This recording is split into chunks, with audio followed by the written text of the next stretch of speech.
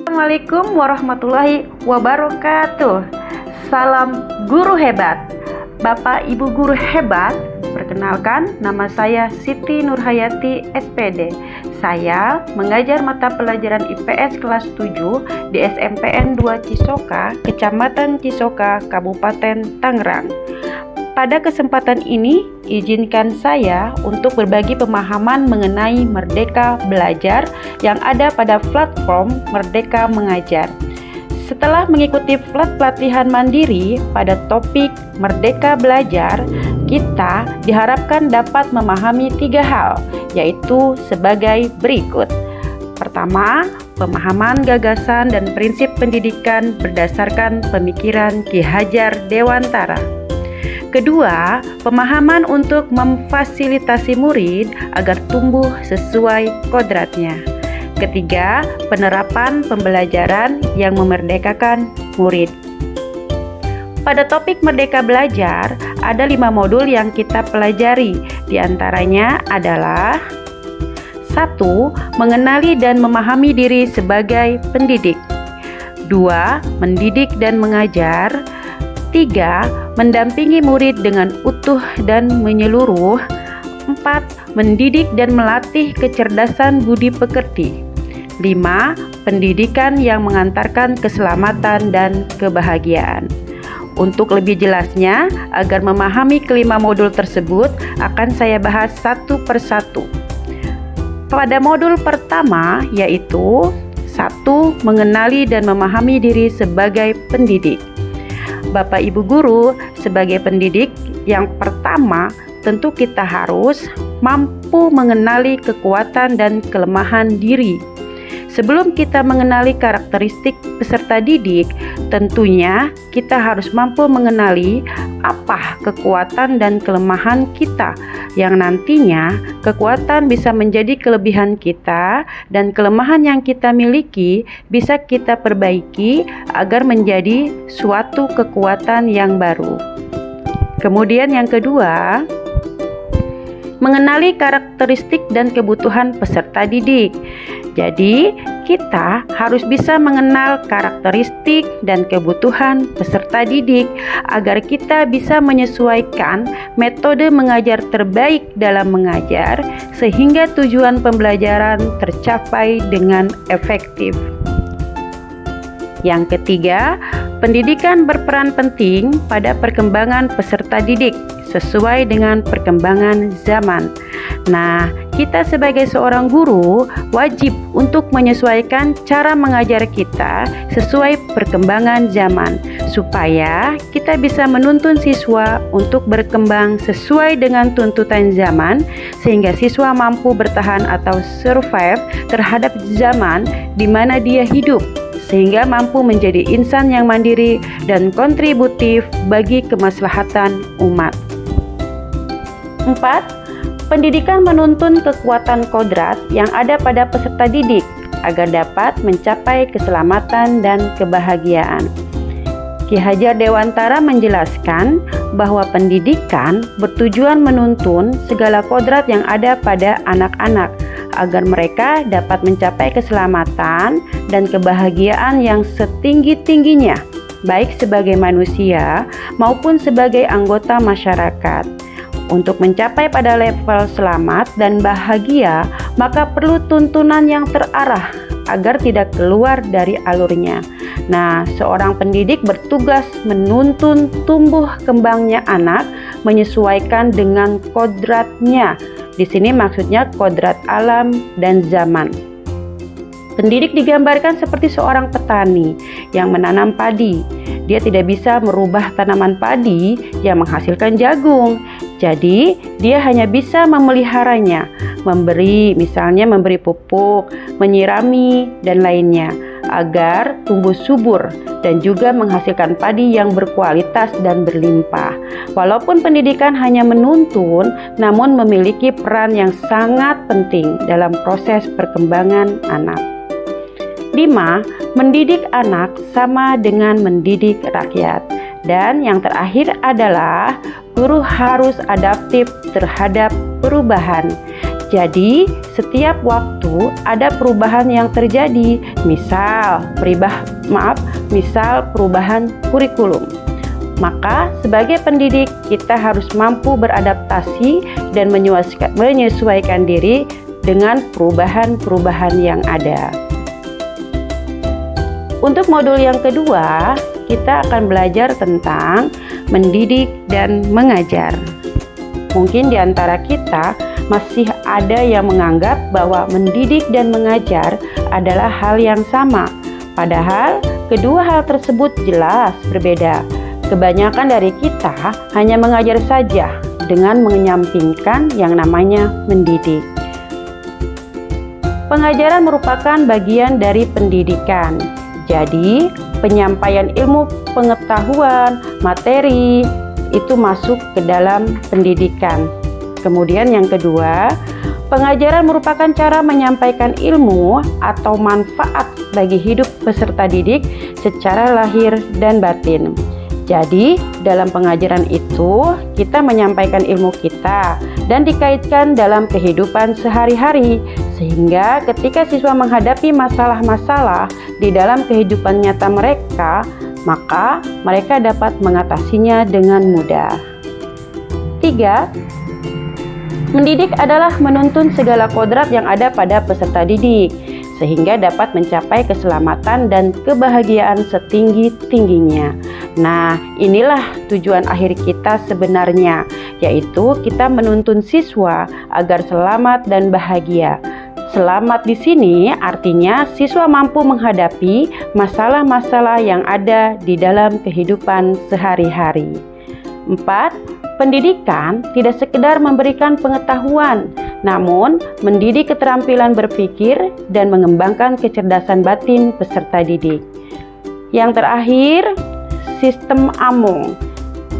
Di antaranya Ing Ngarso Sung Tulodo, Ing Madya Mangunkarso, dan Tutwuri Handayani.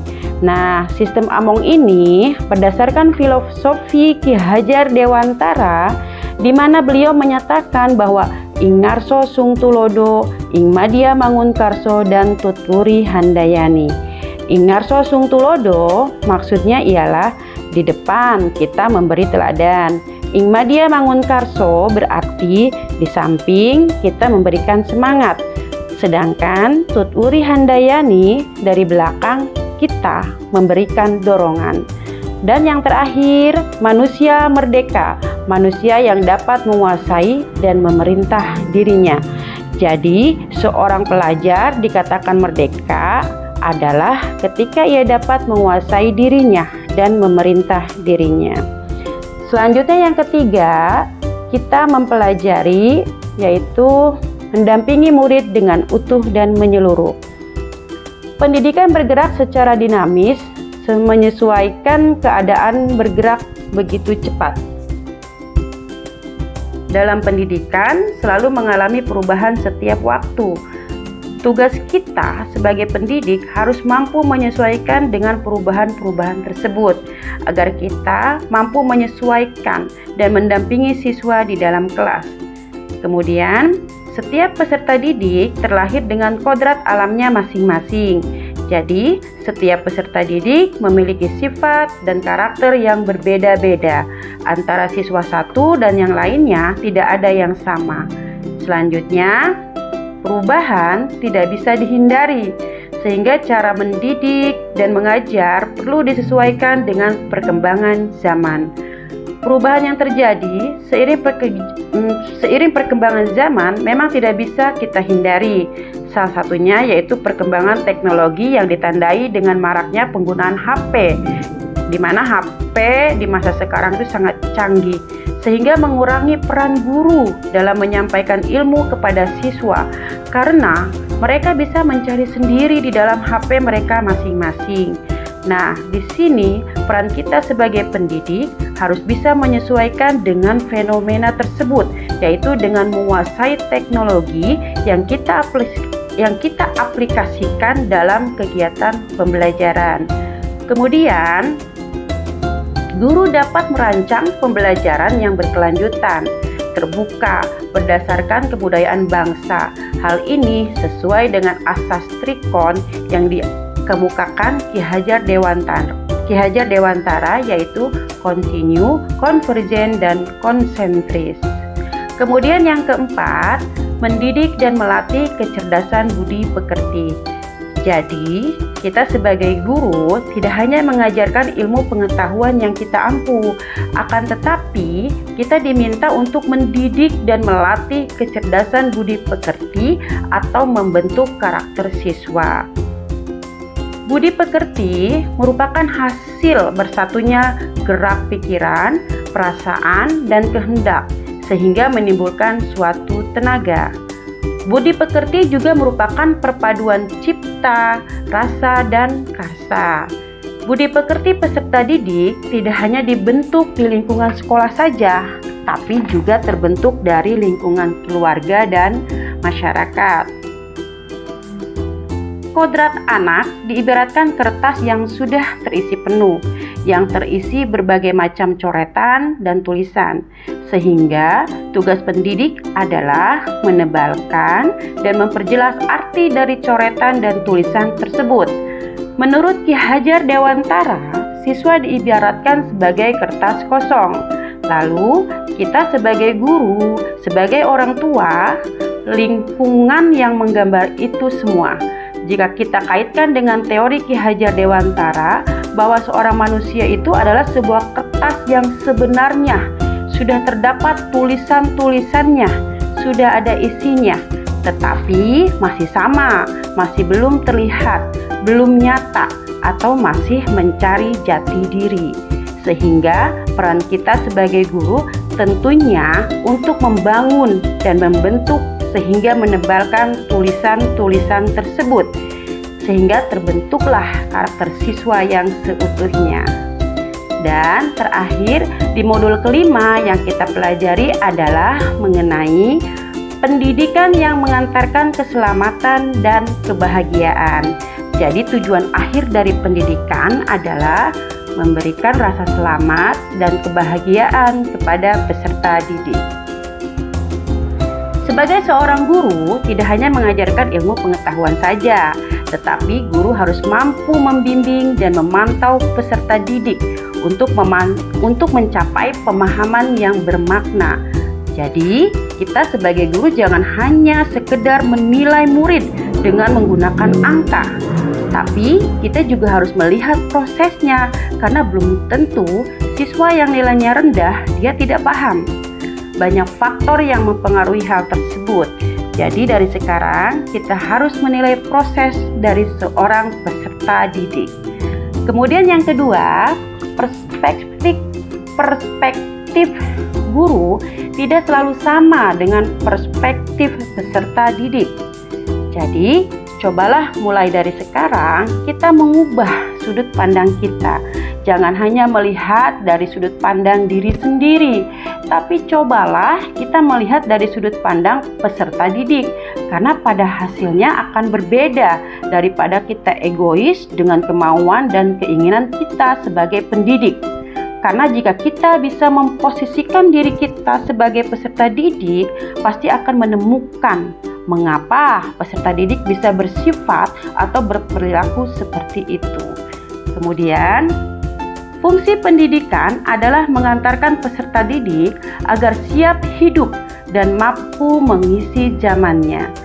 Jadi, pendidikan yang secara utuh dan menyeluruh sebenarnya tujuan akhirnya adalah menyiapkan peserta didik agar siap di saat berada di dunia nyata. Nah, sekolah adalah tempat yang tepat di mana kita bisa membentuk karakter peserta didik, menempa ilmu pengetahuan mereka agar mereka nanti mampu mengatasi masalah-masalah dan problematika dalam kehidupan mereka sehari-hari yang bisa membuat mereka selamat dan bahagia. Selamat dan bahagia bisa diciptakan jika peserta didik bisa dengan dewasa dan mandiri untuk menyelesaikan masalah yang mereka hadapi. Nah, itulah paparan saya mengenai Merdeka Belajar. Rekan-rekan guru semuanya, setelah melakukan paparan ini, saya minta bantuannya, yaitu untuk mengisi form berupa umpan balik. Nantinya umpan balik dari Bapak Ibu bisa dituliskan di kolom komentar di bawah video ini, atau Bapak Ibu bisa langsung mengisinya di link yang ada di deskripsi. Nanti Bapak Ibu tinggal menjawab pertanyaan seperti yang ada di kotak ini. Dari paparan yang saya sampaikan sebelumnya, saya pikir misalnya mengajar itu sama dengan mendidik atau mendidik sama dengan mengajar. Ternyata setelah saya memahami Merdeka Belajar, mendidik dan mengajar itu dua hal yang berbeda. Contohnya seperti itu, atau Bapak Ibu bisa memberikan umpan balik yang lainnya. Kemudian Bapak Ibu bisa menambahkan, langkah kecil akan saya lakukan setelah ini adalah, mungkin jawaban Bapak Ibu misalnya akan berubah sedikit demi sedikit cara saya dalam mengajar. Seperti itu Bapak Ibu guru. Nah, sekian penyampaian dari saya. Semoga bisa memberikan manfaat, dan apabila ada salah kata mohon dimaafkan. Wassalamualaikum warahmatullahi wabarakatuh.